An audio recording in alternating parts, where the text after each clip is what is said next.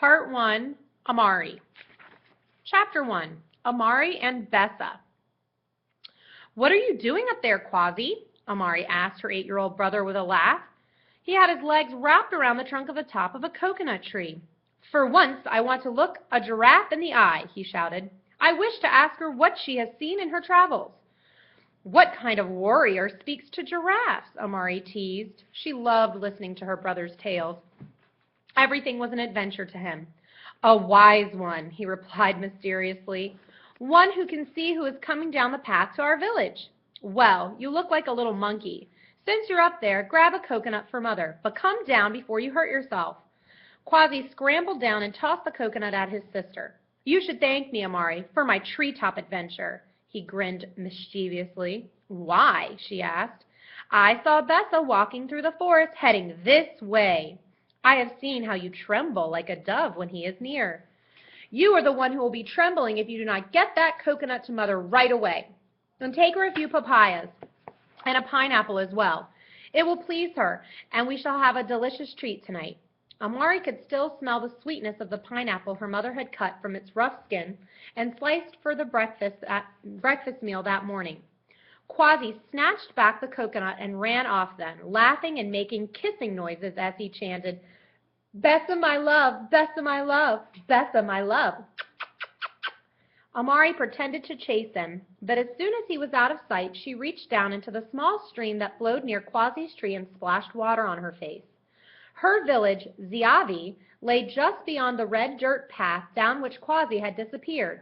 She headed there, walking leisurely, with just the slightest awareness of a certain new roundness to her hips and smoothness to her gait as she waited for Bessa to catch up with her. Amari loved the rusty brown dirt of Ziavi. The path, hard packed from thousands of bare feet that had trod on it for decades, was flanked on both sides by fat, fruit-laden mango trees, the sweet smell of which always seemed to welcome her home. Ahead she could see the thatched roofs of the homes of her people, smoky cooking fires, and a chicken or two scratching in the dirt. She chuckled as she watched Tirzah, a young woman about her own age, chasing one of her family's goats once again. That goat hated to be milked and always found a way to run off right at milking time. Tirzah's mother had threatened several times to make stew of the hard-headed animal. Tirzah waved at Amari, then dove after the goat, who had galloped into the undergrowth. Several of the old women sitting in front of their huts, soaking up sunshine, cackled with amusement.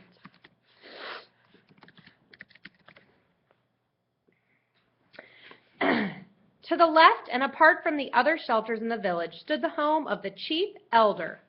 It was larger than most, made of sturdy wood and bamboo, with thick thatch made from palm leaves making up the roof. The chief elder's 2 wives chattered cheerfully together as they pounded cassava fufu for this evening's meal. Amari called out to them as she passed and bowed with respect. She knew that she and her mother would soon be preparing the fufu for their own meal. She looked forward to the task. They would take turns pounding the vegetable into a wooden bowl with a stick almost as tall as Amari. Most of the time they got into such a good rhythm that her mother started tapping her feet and doing little dance steps as they worked. That always made Amari laugh.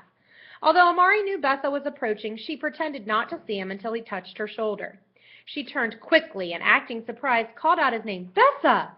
Just seeing his face made her grin. He was much taller than she was, and she had to stand on tiptoe to look into his face. He had an odd little birthmark on his cheek, right at the place where his face dimpled into a smile. She thought it looked a little like a pineapple, but it disappeared as he smiled wildly at the sight of her. He took her small brown hands into his large ones, and she felt as delicate as one of the little birds that Quasi liked to catch and release. "Ah, my lovely Amari," he greeted her. "How goes your day?" His deep voice made her tremble. "Better now that you are here," she replied. Amari and Bessa had been formally betrothed to each other last year. They would be allowed to marry in another year. For now they simply enjoyed the mystery and pleasures of stolen moments such as this.